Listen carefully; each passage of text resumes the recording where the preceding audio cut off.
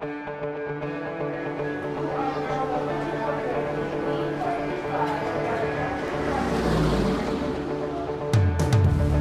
is EF Outbound, a podcast that showcases transformative travel stories that defy our expectations, challenge our assumptions, and teach us something new about the world and ourselves.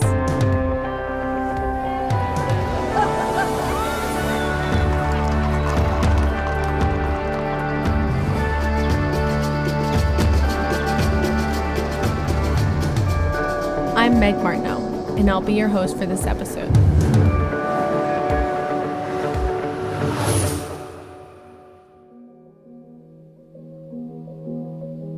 This summer, the EF Outbound team got to interview the ultimate traveler. My name is Anthony Bourdain. I'm a traveler, I'm a frequent flyer, I'm a storyteller, and an enthusiast. If you don't know who Anthony Bourdain is, a quick Google search will suffice.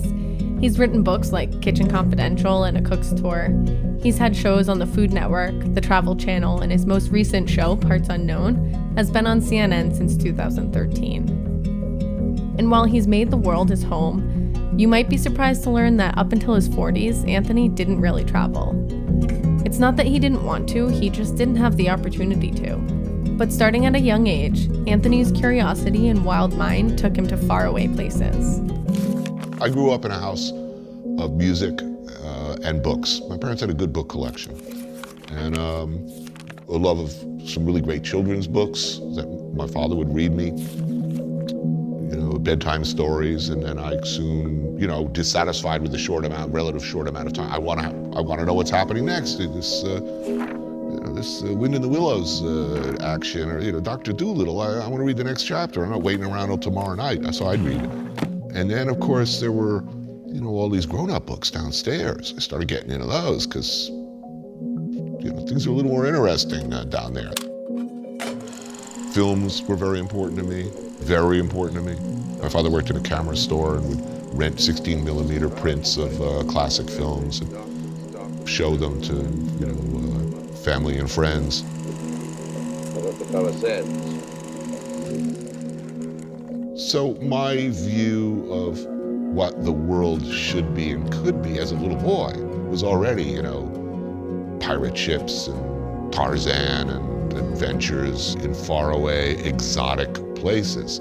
But as he got older, those pirate ships sailed off into the distance, and with them, his dreams of adventures around the world. I found myself working in a very insular world for most of my adult life. I was at one kitchen or another in New York City. I didn't see any of it.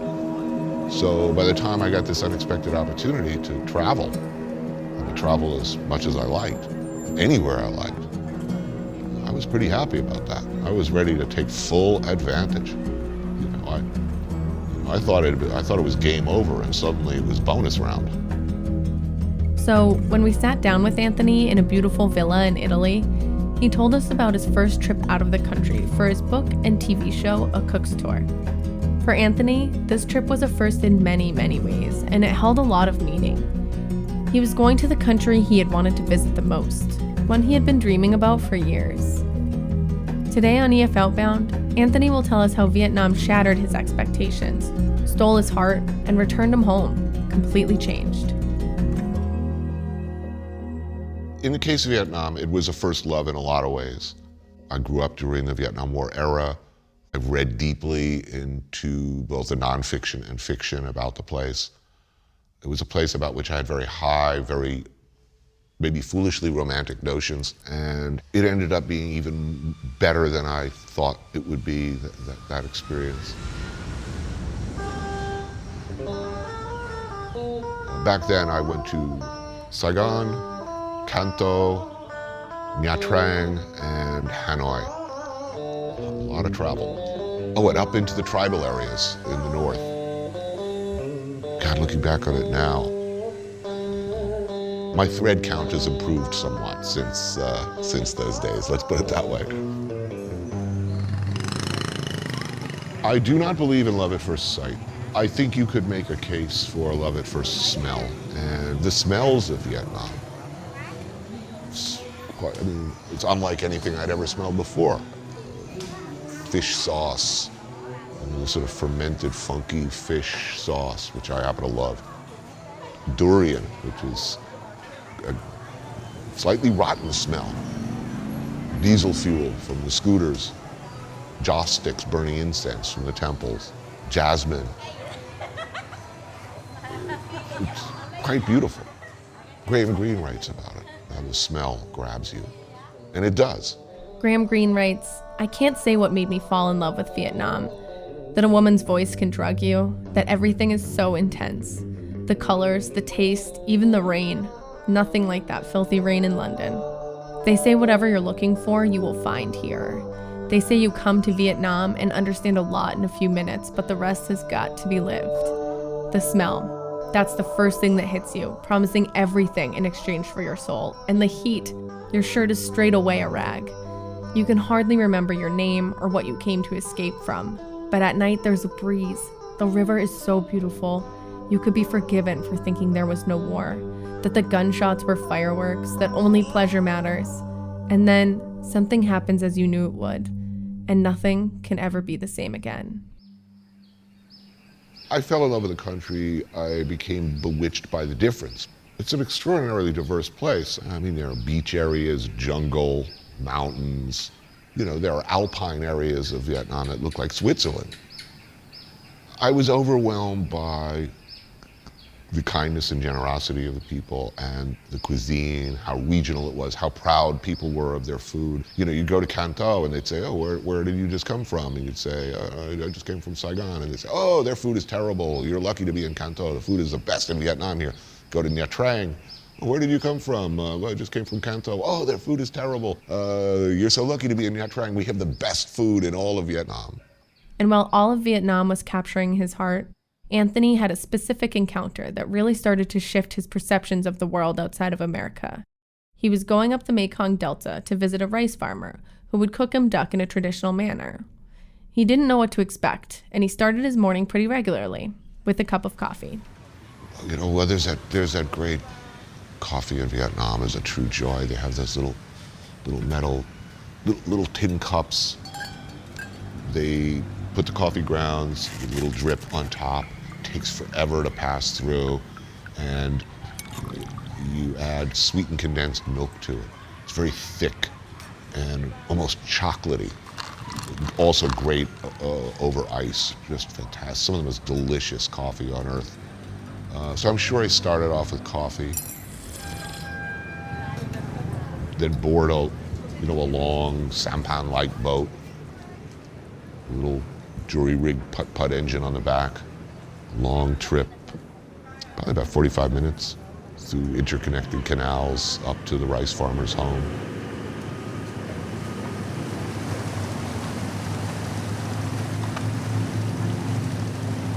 You see, kids playing in the water, rice farmers squatting as they can do for hours at a time, looking at you with, incredible curiosity. Livestock, laundry, homes of the very poor, especially in the morning, the sounds of a farming communities in Southeast Asia. So first the rooster crows, then you hear people starting to cough, clear their lungs. You hear people washing themselves, gathering water, going through this morning routine, starting up cooking fires. I'm a city boy. I grew up in the suburbs, right next to New York City. I've lived in New York City since I'm 17. For me, it's almost shocking to not wake up to car horns and garbage trucks and the beep, beep, beep of trucks parking. So to wake up to, at 4 in the morning, 5 in the morning, to the roosters, then people shuffling off to the outhouse. That's very different.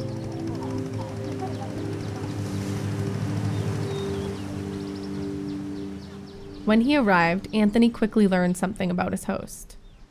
Him and his friends were, as was pretty much required at the time, which were slightly more repressive, all former Viet Cong cadre. People were introduced to me as patriots and heroes. This man is a great patriot. This man is a great hero, during the American War, what they call the American War. These areas had been hit hard. They had no doubt experienced every variety of casualty, horror, loss of family, torture, detention, all of the stuff that comes with an unconventional war. Anthony, admittedly so, had some preconceived notions on how they would feel about the 6'4" Americans standing in front of them now. I thought they'd be angry. I thought there would be some lingering resentment, some hesitation. And I asked about this one old guy who seemed to take particular pleasure in making me keep up with him shot for shot. He must have been pushing 90, sitting there in black pajamas across from me, missing most of his teeth. And I asked my translator, I said, please ask the older gentleman, does he feel any lingering resentment at all for all the years of conflict between our countries? The guy laughed. And he said, look, don't flatter yourselves. We've been fighting a long time, Before you, it was the French. Before them, it was the Japanese. Before them, it was the Chinese many times. After you, it was the Cambodians, the Chinese. You were nothing special. During that time, you were our enemy. Now, eat, drink, have fun. Nothing personal. And he meant it. This is an attitude I'm unfamiliar with. In the West, we tend to linger over such over memories like that. Maybe they don't have the luxury of it. Maybe they're farmer warriors. They prefer to, for centuries they've been, farming rice, and when necessary, transition very smoothly and quickly to a very ferocious infantry. But they took great pride in being good hosts. This was very important to them. They were kind, and they did everything they could to show me a good time and make sure that I was happy. This put Anthony at ease, so he put his prior thoughts aside and sat down to enjoy the meal, which turned out was something unexpected as well. This particular duck, they wrung its neck, covered it with clay from the rice paddy, and then built a big fire of rice husks. And the duck was supposed to bake inside the clay. A few minutes into this process, out of the burning flame, the duck is suddenly revived and comes flapping in flames out of the fire. It was, the sort of scene that Food Network had never shown before. Let's put it that way. God, it was, look, that's not fun. Eventually, they got the duck back in the fire, and then finally, it was time to eat. Everyone gathers around, first thing they do, crack open a head, suck out the brain. Look, it was not the best duck in the world. Let's put it that way. Oh my gosh, but you made it seem like it was. Like in the show, you're like, this is amazing. Well, one has to be kind to, grateful to one's host. The rest of the meal was really good. We ate some very simple food and a whole hell of a lot of rice whiskey, homemade rice brewed whiskey. There's no elegant way to put it. We got hammered, all of us, together. And here they were singing as it got darker and darker. And we were something of a curiosity in the area. The old man had seen Americans before, up close. More than likely he'd killed a few. But the kids from the neighboring farms who started appearing out of the darkness and would come up and rub the hair on my arm incredulously, and poke me and giggle and run away and then come back and poke me again. I found myself as curious to those kids as perhaps they were to me.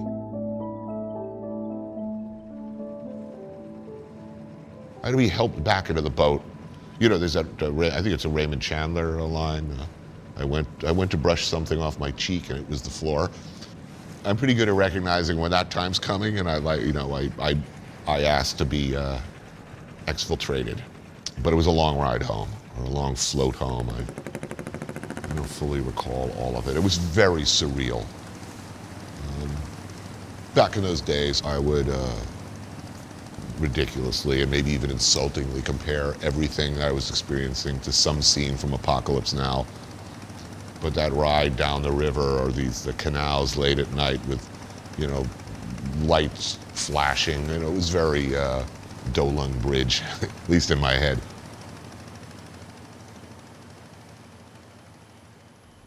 You talk about transformative.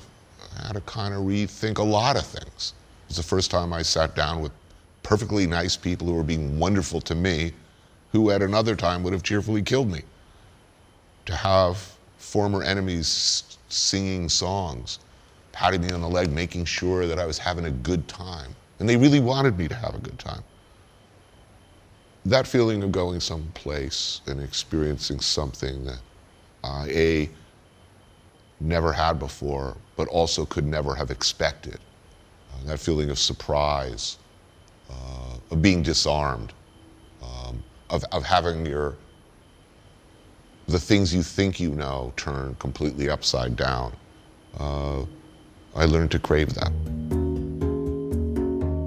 And part of that unexpectedness and feeling of being disarmed had to do with something he'd never thought to question before. I'd been a chef for 30 years before I saw my first animal actually die for food on my show. It is not a pleasurable or a comfortable experience, but I think people should know what's involved. There is a shame and guilt that comes with it that is useful. I've been ordering up death over the phone for years, but Don Corleone style, I would make a suggestion that maybe I would like some steak, and somewhere down the line, somebody killed a steer and did the dirty work. I got the meat in the box, and that's the way meat had appeared on my customers' tables. I came back from those first trips seeing how hard people struggle to put food on their table, but also seeing what's involved with the animals. I am much less likely to waste food now, let's put it that way. If I'm gonna cook pig, I'm gonna cook it as well as I possibly can, and I'm gonna use every little bit. It seems obscene. Something struggled and died for this dinner. I'm not gonna throw half of it in the garbage.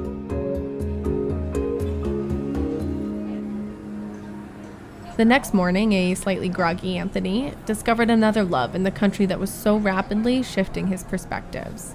Once I spent time in Vietnam and got used to spicy noodle soup for breakfast and eating noodles for breakfast, that ruined American breakfast for me forever. I could really never go back to eggs and toast or home fries, all of that. I mean, it just ain't right. If I do eat an American breakfast, I need a nap afterwards. It's so much. But to wake up, go out, have maybe a cup of Vietnamese coffee, sit there on a low plastic stool out in the street, order a bowl of spicy noodles or bun ok or bun bo hue, slurp away and watch Vietnamese street traffic, women in their eyes going by, with whole families, 4 or 5, crammed on one motorbike, seeing how the neighborhood works and lives and eats. I mean, it's a fantastic little movie going on in front of you as you eat your noodles, and that is a good way to live. That was life-changing for me. I mean, for me, still, perfect happiness in a meal is sitting down on one of those little low plastic stools and ordering a bowl of noodles. Vietnam had officially stolen his heart. After that, he went to Cambodia. And flew home from there, a very different person than the one who first showed up, knowing nothing about making television and nothing about anything. And beyond the new outlook on acceptance, hospitality, and breakfast, Anthony had been truly affected. I felt both enriched and distanced from my former life. I had a very hard time relating to some people who I'd been very close to before. I had a hard time figuring out, not how I was going to tell these stories in a book or on TV, that was relatively easy, but how I would tell these stories to my friends and to my then wife. That was difficult. That still is. When you've been treated generously by strangers, when you've smelled things and tasted things and seen things that none of your friends have seen, that few where you come from have seen, that are unlike anything you've seen before. Look, that changes you, mostly in really good ways. But I think you also have to be prepared for the possibility that it will alienate you somewhat from the life you once had. You know, you're riding a scooter through a rice paddy. There's a color of green during the season. The rice paddies, it's almost electric. You're smelling Vietnam. It gets darker. You look up and there's just a perfect moon hanging there in the sky over the rice paddy. You think, that moon is for me. I'm here. It's up to me to experience it as much as I can and keep it in a very private part of my heart and my soul, because you can't in words or in images really reproduce that, and maybe you shouldn't.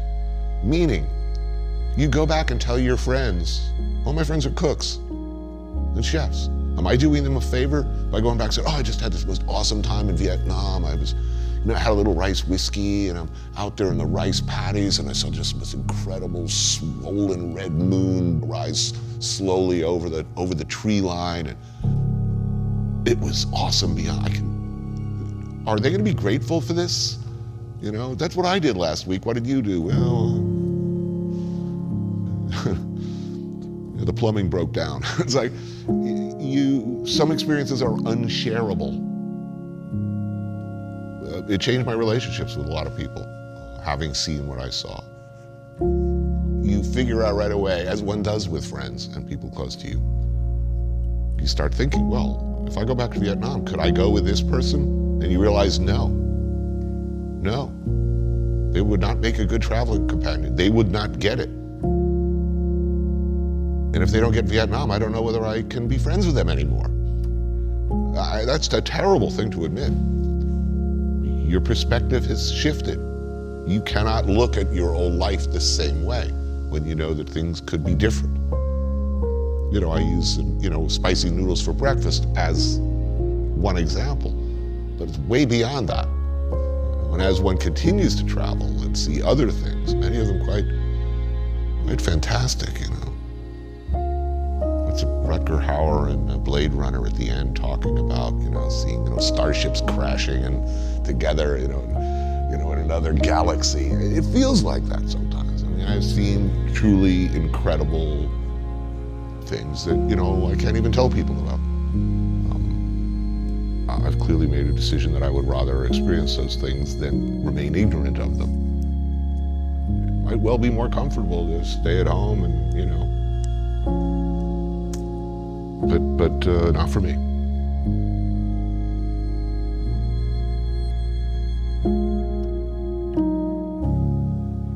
And as for falling in love? I don't know whether you ever grow tired of a country you love. I'll never be done with going back to Vietnam. There's always more to, not only to look at for the first time, but things to revisit to see how things have changed and are changing. And Vietnam is a place that's changing very, very quickly. I get off the plane and breathe deep, and I'm happy to be alive in Vietnam. It's an incredible place.